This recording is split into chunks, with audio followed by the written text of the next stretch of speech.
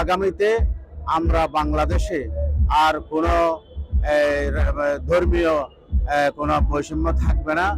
আমরা বলছি যে এখানে সংখ্যাগুরু সংখ্যালঘু কোনো ভেদাভেদ থাকবে না এবং এখানে রিলিজিয়াস ফ্রিডম, আমরা সবাই বাংলাদেশের নাগরিক, সেজন্য আমরা ঐক্যবদ্ধ বাংলাদেশ, আর কোনো বিভাজন আমরা চাই না।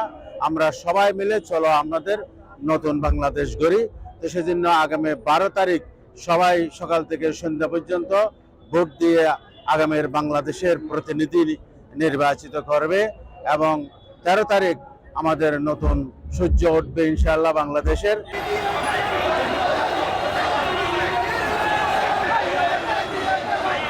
একটি গণভোটে অনুষ্ঠিত হবে।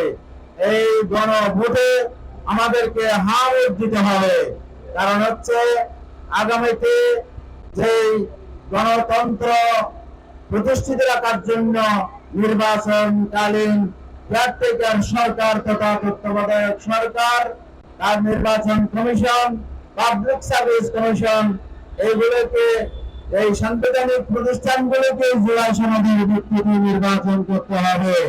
কোন প্রাইম মিনিস্টার বা কোন দল ক্ষমতায় থাকলে তাদের ইচ্ছামতো মানুষ দিয়ে প্রতিষ্ঠানগুলো আর দলীয়করণ করতে পারবে না এবং একই সাথে প্রাইম মিনিস্টার এবং সরকার দলীয় প্রধান একই ব্যক্তি হতে পারবে না।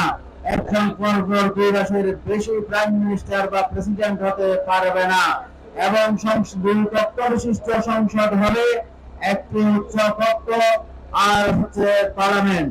উচ্চ কক্ষে 100 জন সদস্য বিশিষ্ট উচ্চ কক্ষ হবে এবং উচ্চ কক্ষের সংখ্যাগরিষ্ঠ ভোট ছাড়া নিম্ন কক্ষ কোন আইন বা সংবিধান সংশোধন করতে পারবে না, যাতে করে আগামীতে আর কোন ফ্যাসিবাদের জন্ম না হয়, আর কোন আধিপত্যবাদের শিকার বাংলাদেশিদেরকে হতে না হয়।